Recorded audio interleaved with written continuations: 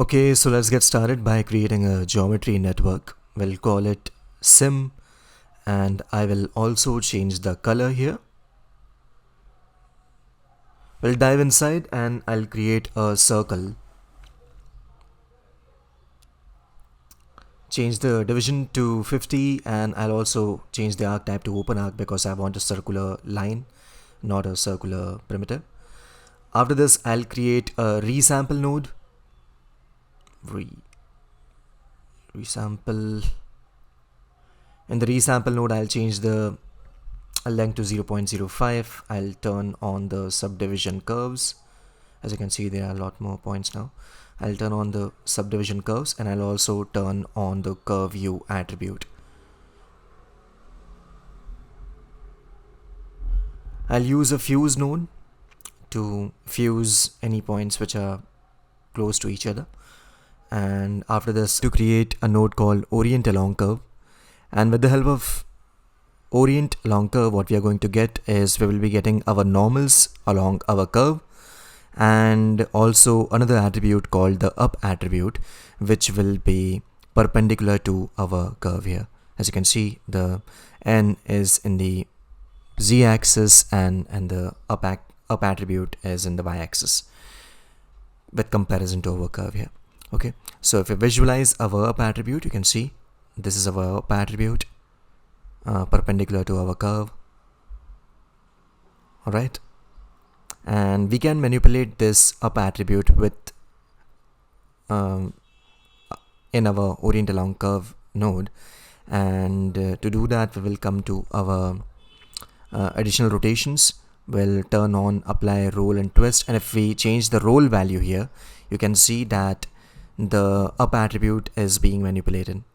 Okay, so on frame 1, what I'm going to do is I'll keep the roll to 180 minus 180 degrees, and on around frame 200 I'll change the roll to something 200. Yeah, so I'll change the roll value to 200 at frame 200. So this is what we are getting. Okay, and after this I'll use a sweep node to generate geometry on our curve here. Okay, so I'll change the surface shape to round tube, and this is what we are getting. I'll also increase the radius and columns. So change the column to 24 and change the radius to 0.25. So this is what we are getting, donut shaped, and we can change the radius along the length of the curve here. To come to the ramp here, and on point 0, on position 0, I'll change the value to something lower, like 0.434. These are the values that I have that I've used in my preview, so that's what I'm using right now. At in the middle, at position 0.5, we'll change the value to something like 1. We want our full value here, and in the last position, which is at point 3, on position 1, I'll change the value to the first point, equivalent to our first point. Okay, and as you can see, our geometry is being rotated because we manipulated our up attribute, and we have also generated geometry for our curve with the help of a sweep node. Next, what we are going to do is we will generate some normals for this geometry here. We already had normals, but we generated those normals on our curve, and we want to generate normals on our geometry here. So let me use a normal node now.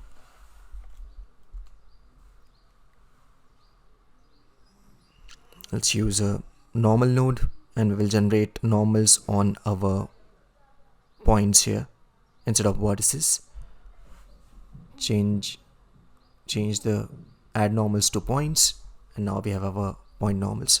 After this, I'm going to create a subdivide node because we want our geometry to have more points here, and which will help in our simulation. I'll create a group node now, and I'll name this group to circle base, and this group is going to be point type.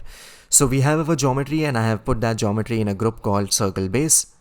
After this, I'm going to create a Vellum balloon configuration,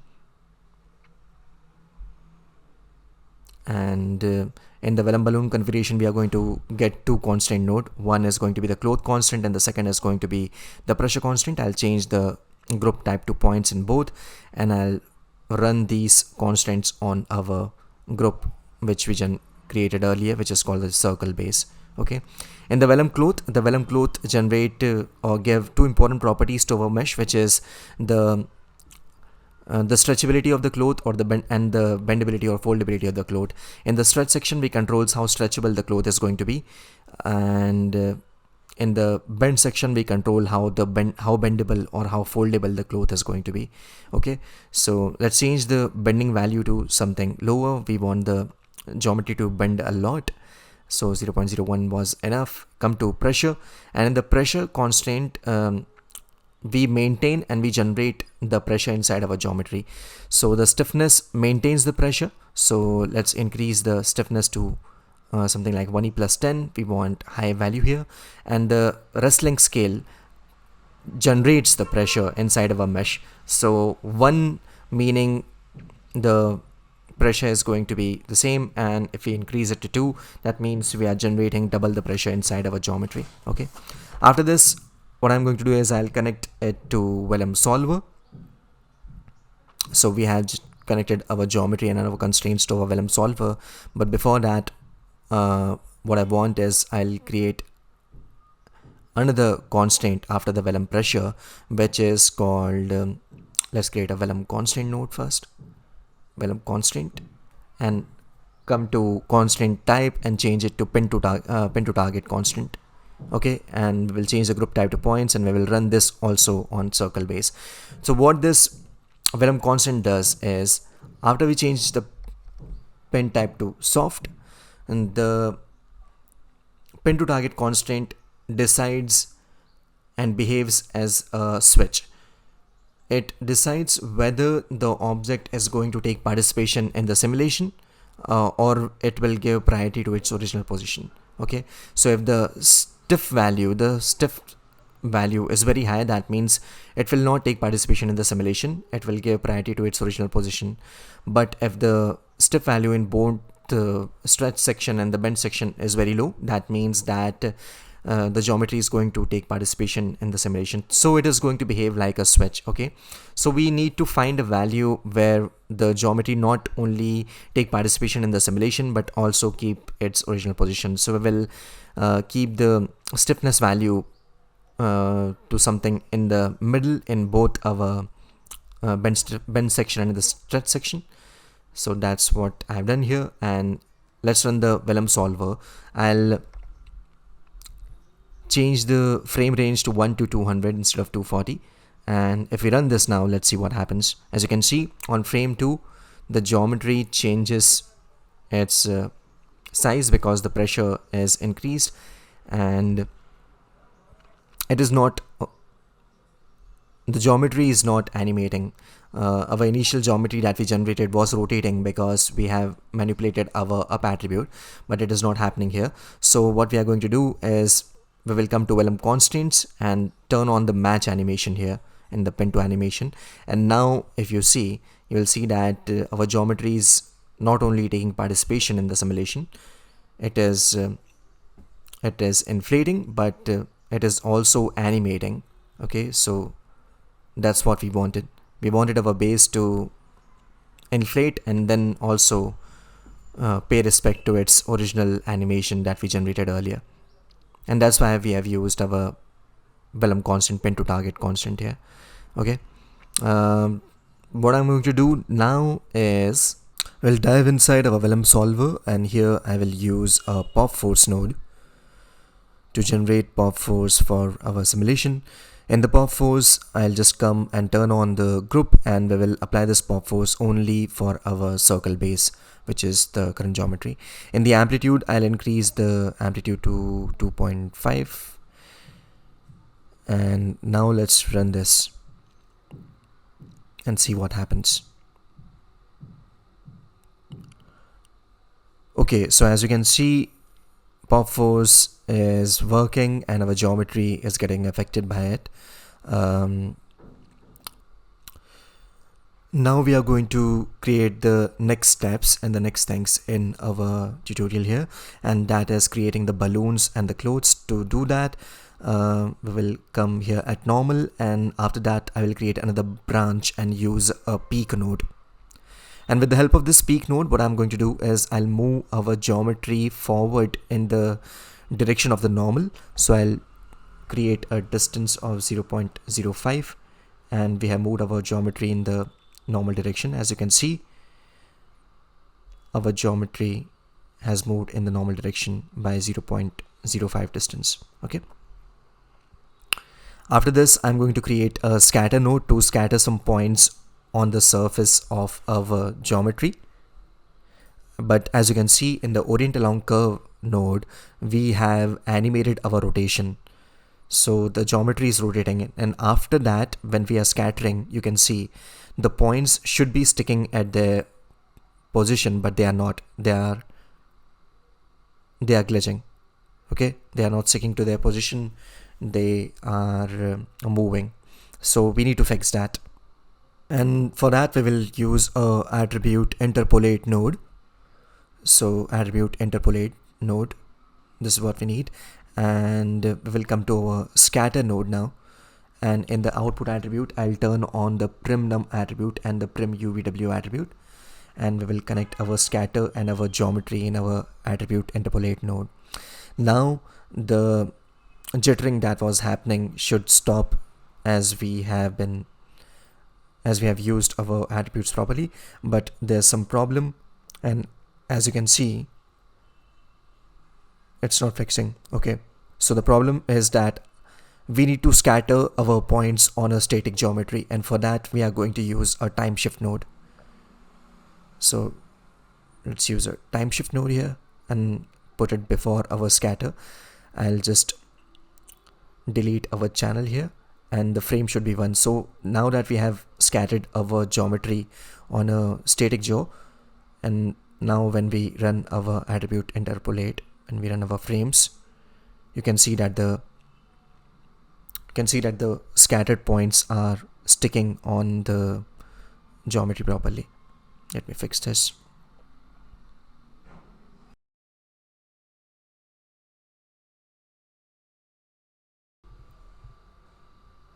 I'll create a sphere and change the primitive type to polygon, increase the frequency to 10. I'll use a UV project node to generate UVs for the sphere. Come to projection, change the projection type to polar, come to initialize, change the meta to XY plane, and then initialize. And this way we are going to get a sphere with proper UVs on it. Okay, so the next part is that we need to create our lines or our cloth ribbons. So for that, I'm going to create a line, and we want this line to sit on our sphere geometry. So I'll just move it a little bit in the positive z direction, 0.5, and I'll change the length of this line as well. I'll change the length to something like this, and I'll change the number of points to 10. Now what I want is I want the line to be in the z direction, so I'll change the direction to z like this. And now if I template our sphere, you can see that the line is sitting just on our sphere. I already knew all these measurements that I have put here on my line and on my sphere. You need to maybe play with this if you are changing the values, but just make sure that the line is sitting on our sphere geometry. Okay, now what I'm going to do is I'll use a resample node and I'll turn on the curve view attribute here because we'll be using that later. And after this I'll use a group expression because I want to create a group, a point group, which includes the first point of our line. Okay, so let me name this group point line, or maybe just point line, and I'll use this template called first point, and I'll change the group type to points.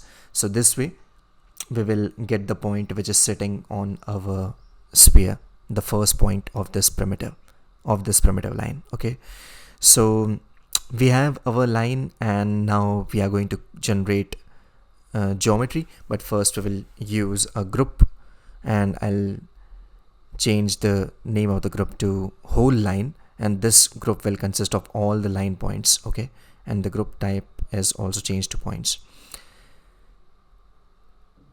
Now we have our sphere and we have our line.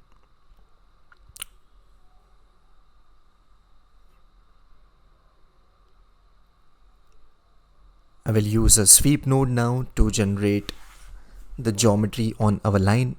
Come to surface shape and change it to ribbon because we want to create ribbon this time. I'll change the width to 0.723, and you can change this values if you want to. What I want is I want to change the radius along our curve, and for that I'll come to apply scale along curve, and I will set different values for different points here. So I'll come around here and I want the value to be very low, so let me just decrease this to something like 0.2286, and these are the values that I've used earlier in my preview example, and those are the values that I'm using here. You can play. Let me create another point here at around position 0.94, and I'll change the value here to be around 0.6, so we get this nice transition here like this.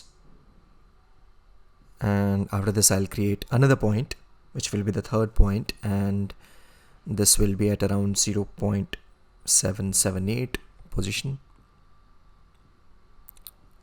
78. Yeah, this looks nice, and I'll change the value to be around 0.468. This is looking nice, and the final point I'll create at position 1, and I'll change the value to be around 0.234. 0.234. I'll select all these points here, and I'll change the interpolation method to be B-spline, and this is what we are getting now. A proper cloth, a ribbon, and after this we will merge both our sphere and our ribbon here. Okay, so this is what we are getting. We need UVs on our ribbon, so come to the sweep, go to UVs and UV coordination and compute UVs. Just turn it on. I'll scale the UVs as well, so maybe 0.35 by 0.35 will look nice, and that's what you're getting. We have merged our sphere and our ribbon. Both of them have proper UVs on them, and now we can use our copy to points node to copy our sphere and our ribbon on our generated points, the points that we generated earlier. Okay, so just use copy to points node and choose correct inputs here, and just move back, and you can see that we need to correct our p-scale values for all the points, which is then being inherited by a sphere and our ribbon. So we will use a attribute adjust float node here, and the operation is set to add here, which is okay. We don't need to change that. We will just keep it at add, and then you can see that the parent type is constant. That is what we want, and the constant value needs to be 0.1, and this is what we are getting.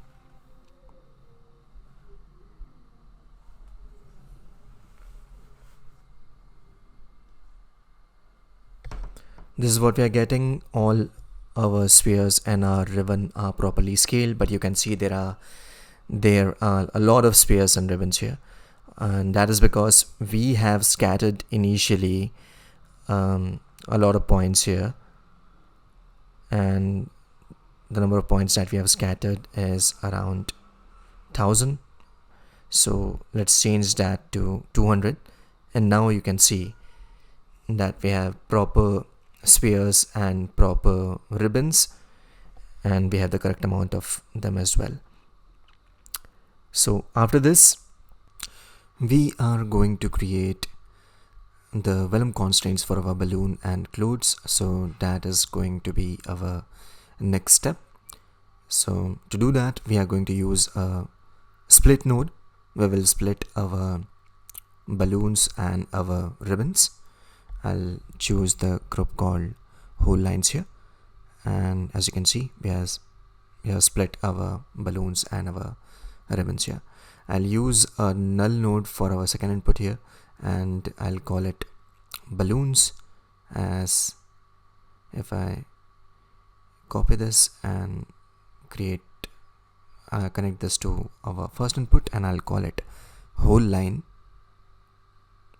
And if I visualize this, you can see this is our balloons, and let's just create vellum constraints for our balloons first.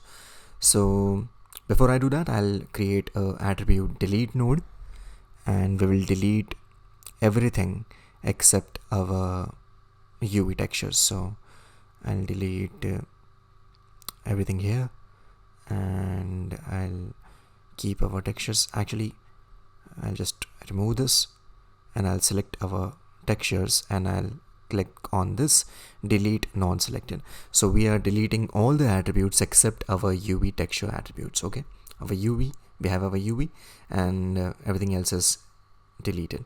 All the other attributes are deleted. So that is done. Okay, I will create a group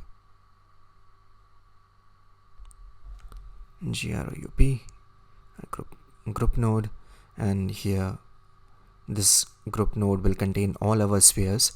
So I'll call this balloons, and I'll change the group type to points. Okay, now we are going to create vellum constraints for our balloon. So I'm going to use a vellum balloon configuration here, and the vellum balloon configuration gives us two vellum constraints. One is the cloth constraint, and the other is the pressure constraint. Come to cloth constraint, change the group type to points, and we will run this on our group that we generated called balloons. Same with the pressure constraint as well. Change the group type to points and run on balloons. So the cloth constraint gives us two important properties of cloth for our mesh.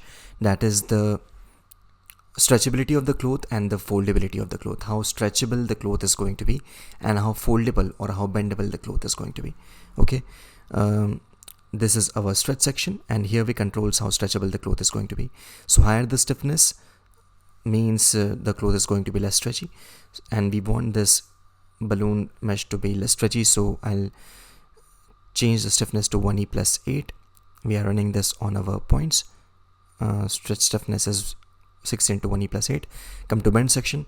The bend section controls how bendable or how foldable the cloth is going to be. Okay, and I will keep the stiffness quite low here because I want the balloons to be bendable. Welcome to pressure constraint now, and the pressure constraint maintains and controls how much pressure there is going to be. So higher the stiffness it maintains the pressure inside the mesh, and the wrestling scale controls how much pressure there's going to be generated inside our balloons, inside our mesh. Okay, so 1 means the initial pressure, and if I increase it to 10 here like this, that means we are going to generate 10 times the pressure that we initially had. So that is that. I'll create another constraint called Vellum constraint, and inside Vellum constraint I'll choose the group type to be points, and I'll change the constant type here to pin to target. Okay, and I'll run this on our group called balloon like this. Okay, and this pin to target constant, I'll come to pin to animation. I'll change the pin type to soft. Okay, so what this pin to target constant does is it behaves like a balancer, it behaves like a switch. So if the stiffness value for the pin to target constant is too high, that means the geometry is not going to take participation in the simulation.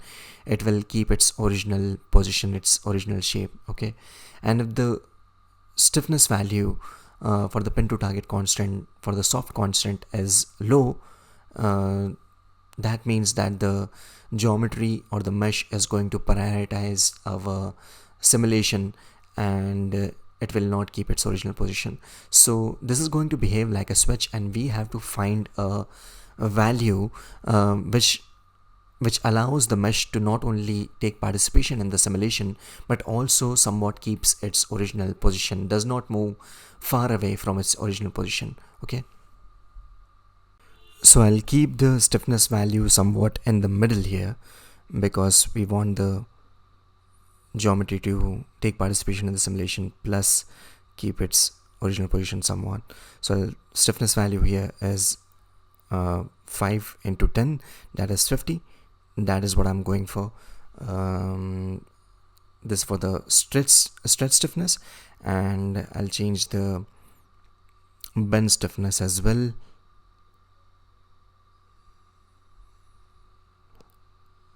For the bend stiffness, I'm going to keep the stiffness value here at 0.1. Let's not change that value. I think that would be nice. So let me just create a Vellum pack here so that we have packed all of our geometry and our constraint, and let me just arrange it properly like this, and this is here. Let me just arrange this. I'll move it here, and yeah, I'll keep this here and move this here. So we are properly defining that we are spreading our geometries there. Okay, let me just copy this, or I'll just move this.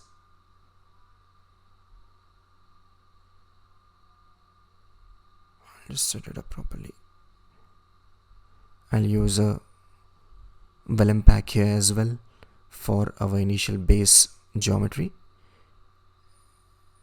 and what I'm going to do is I'll merge both of these packs, our balloon pack and our initial base. We'll merge them, and after the merge I'll use a Vellum unpack so that they are properly mixed together, and I'll connect the geometry and our constraints here. Okay, and now when we run our simulation, let's see what happens.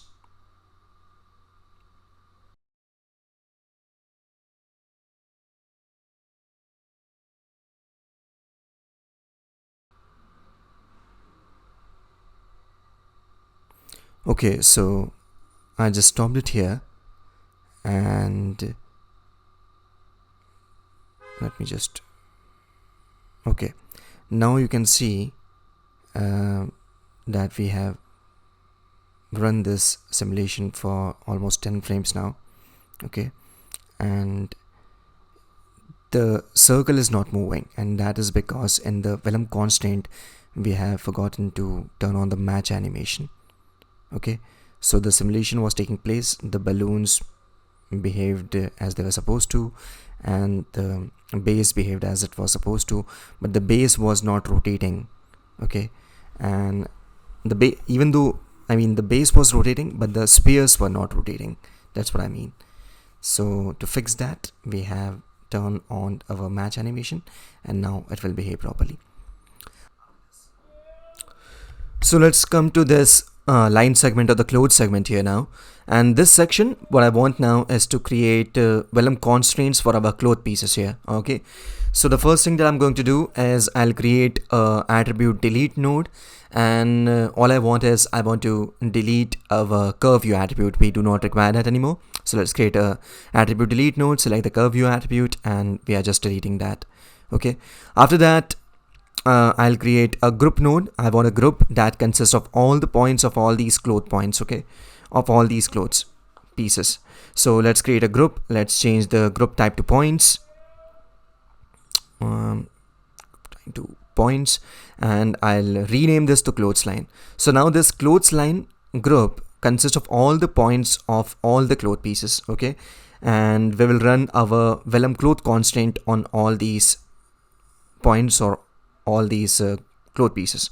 For that, let's create a vellum cloth constraint, and as I've said earlier, that the cloth constraint gives us two important properties of the cloth. First, come to the geometry and change the group type to points, and we are only running this on our clothes line group. Okay, so the cloth constraint gives us two important properties, that is the stretchability of the cloth and the bendability of the cloth, and that is what we are going to control with the stretch section and bend section in clothes in vellum cloth constraint. What I want is I want all the base points. As you would remember that we had created earlier a group for our lines that is called the point line, and these were the base points of all our lines. Okay, so what I want is I want all the base points of all these clothes to be pinned. So that's why I come to pin to animation, and I have chosen the points line group, and also turn on the match animation because we want all those points to not take participation in the simulation and run animation. Come to the cloth section and change the stretchability stiffness to 10,000, and bend stiffness is alright. Okay, we do not need to change that. I'll use a vellum pack node like this, and now let's run our test. I'll connect our vellum pack to our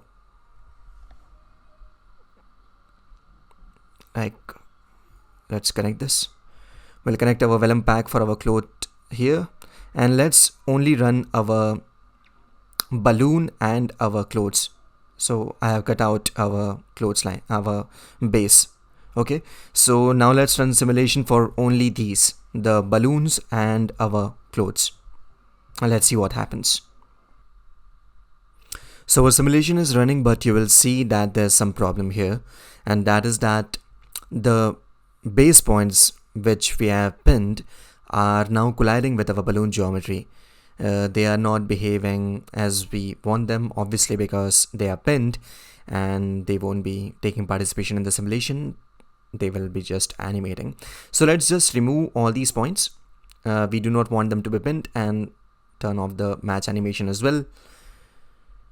And we are going to use a different method for connecting our clothes and connecting our balloons here, and that is after our vellum pack, before our vellum solver, create a vellum stitch constraint. Let me just turn it off. Vellum stitch points, that's what we want. So let's connect that node here. Where is done? Oh, there it is. So let's connect that node here, and that's what we want. Now what I'm going to do is I'm going to connect the base points of our clothes to the balloons. Okay, and how are we going to do that? So come to the vellum stitch constraint and change the group type to points here in the geometry. And for geometry, for the group that we are going to use is obviously our base points, and that group is the points line. This group consists of a base points for our clothes, and come to the target geometry, change the group type to points, and for the group that we are going to use as target as balloon. So we are using our base points and we are targeting our balloons, and we are stitching together like this. You can see they are properly stitched together, they are joined together with the help of this constraint, and that's what we wanted. The base of our clothes to the balloons. Okay, you can see all of them are working fine. Now let's come to the stretch section here. For the stiffness, let it be 1e plus 10, and yeah, it's looking nice. So we can come to our Vellum solver, and we can run a test simulation now. Okay, so let's run this. Actually, for our test, these many balloons and clothes are too much, so let me go to our scattered points here, and let me just turn down the number of scattered points to 20, and that would be better for our test purposes. Let's come to our Vellum solver, and let's see what happens.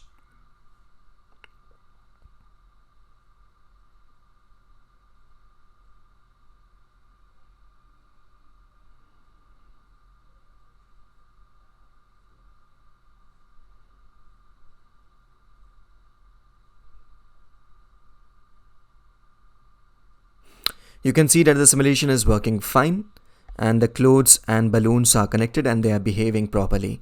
They are behaving as we wanted. They are also rotating along our base that we created. The balloons are rotating properly, and that is nice. That's what we wanted. So let me just stop it.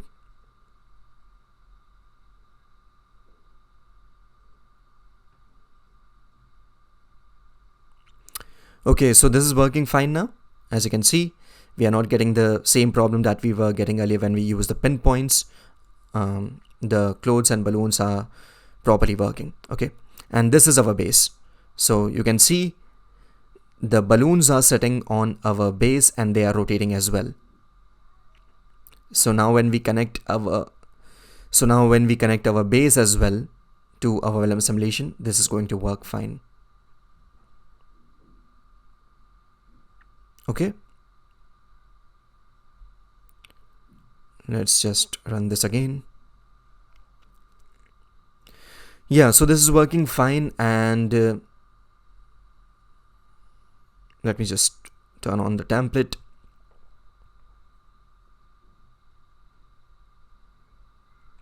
Let me just shift this here.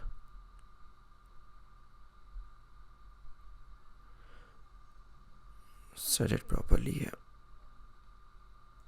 Set this as well. It's a good thing to align your nodes properly so that it is easier to read when you come back to your project files. Okay, it's a good habit. So this is our simulation, which is working fine. Now let's connect our base to our other geometries. So let's connect the base to the merge, and now when we run this, hopefully everything is going to work fine. It is looking nice. Let me run the simulation.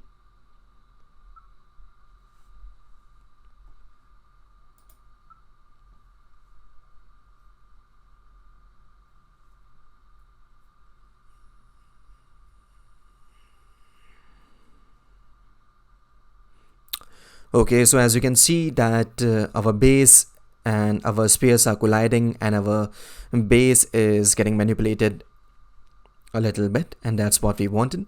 The base geometry is shifting, but it is also rotating, and it is also holding its own ground, behaving like a balloon. And our balloons, our spheres, are also working fine. Our cloth is also working fine. So this is nice simulation. Okay, so now we can move forward for our next step, which is going to be creating or manipulating the Vellum rest length scale, or the balloon scale, or the pressure scale with the help of some attributes.